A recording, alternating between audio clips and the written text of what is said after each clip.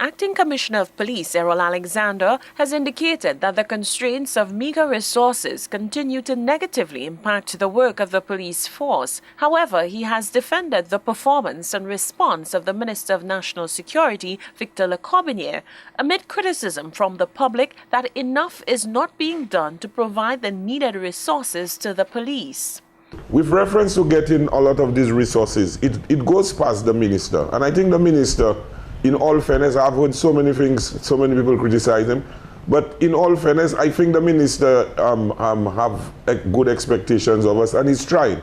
Because we always sit down, he always requests what it is that we want, he always submit it, and he usually ensures that I get a copy of his submission. Minister for National Security Victor Lecorbier says the reality is that his ministry has not received any budgetary increase to allow it to improve the resources provided to the police force. He says most capital projects were axed last year, and it is his view that they will be axed again this year due to current economic challenges. The minister has therefore called for law enforcement to seek creative means of dealing with resource constraints.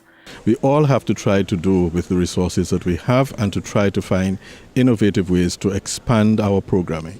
For example, Borderly has taken the initiative that even where they have not been able to get as much funding to rehabilitate their farm, they have gone out themselves and they have taken certain initiatives to rehabilitate the farm. They have tried to work with the private sector to try to bring in some of the resources. So we have to be creative. Clearly, you have to be careful when you're being creative because you have to be careful sometimes the partners that are being engaged. But there has to be some measure of creativity. Minister Lecorbier says while he expects the Prime Minister and Minister for Finance's budget to be tight, he also expects that there will be room for some maneuvering to ensure that the police force has what it needs to carry out its mandate.